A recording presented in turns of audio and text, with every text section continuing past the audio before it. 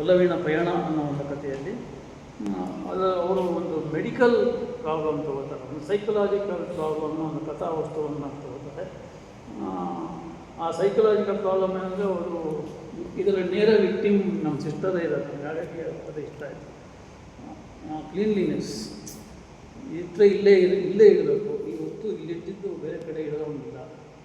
ಇವನ್ ನನ್ನ ಹೆಂಚಿನೂ ಅದೇ ಹಾಸಿಗೆ ಮೇಲೆ ಬುಕ್ಕಿಟ್ಟರೆ ಬೈಯಕ್ಕೆ ಶುರು ಮಾಡ್ತಾರೆ, ಬುಕ್ಕನ್ನು ತೊಗೊಂಡು ಹಾಸಿಗೆ ಮೇಲೆ ಇದು ಸಾಮಾನ್ಯವಾಗಿ ನೋಡುವಂಥದ್ದು. ಇದನ್ನು ವಿಕ್ಟೋರಿಯನ್ ಡಿಸಿಪ್ಲಿನ್ ಅಂತಲೂ ನಾವು ಕರಿತೀವಿ.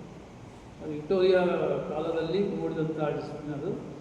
ಅದನ್ನು ಫೆಮಿನಿಸ್ಟ್ ಹೇಗೆ ನೋಡ್ತಾರೆ ಅಂತ ಹೇಳಿದ್ರೆ, ಆ ವಿಕ್ಟೋರಿಯನ್ ಡಿಸಿಪ್ಲಿನ್ ಅನ್ನೋದು ಮಹಿಳೆಯರನ್ನು 4 ಗೋಡೆಗಳನ್ನು ಬಂಧಿಸುವಂಥ ಒಂದು ಅಸ್ತ್ರ ಅಂತ.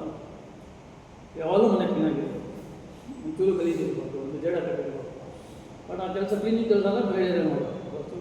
ಸೊ ಫೆಮಿನಿಸ್ಟ್ ನೋಡೋದು ಶ್ರೀಮತಿಯವರು ಕೂಡ ಅದ್ರ ಬಗ್ಗೆ ಹಲವಾರು ಪುಸ್ತಕಗಳು ಅನುವಾದ ಮಾಡಿದ್ದಾರೆ. ಕೇಟ್ ಮಿಲೆಟ್ ಆಗ್ಬೋದು, ಬೆಲ್ ಹುಕ್ಸ್ ಆಗ್ಬೋದು, ಅವರೆಲ್ಲ ಅದೇ ಥರನೇ ಒಪಿನಿಯನ್ ಕೊಡ್ತಾರೆ. ಸೊ ಒಂದು ಅದಕ್ಕೆ ಪರ್ಫೆಕ್ಷನ್ ಅಂತಲೂ ಹೇಳ್ತಾರೆ, ಪರ್ಫೆಕ್ಷನಿಸ್ಟ್ ಅಂತಲೂ ಹೇಳ್ತಾರೆ. ಹಿಂಗೆ ಇರಬೇಕು, ಹಿಂಗೆ ಮಾಡಬೇಕು, ಒಂದು ಟವಲಲ್ಲಿ ತಗಲಾಕ್ಬೇಕು, ಅಲ್ಲೇ ತಗಲಾಕಬೇಕು, ಈ ಥರ.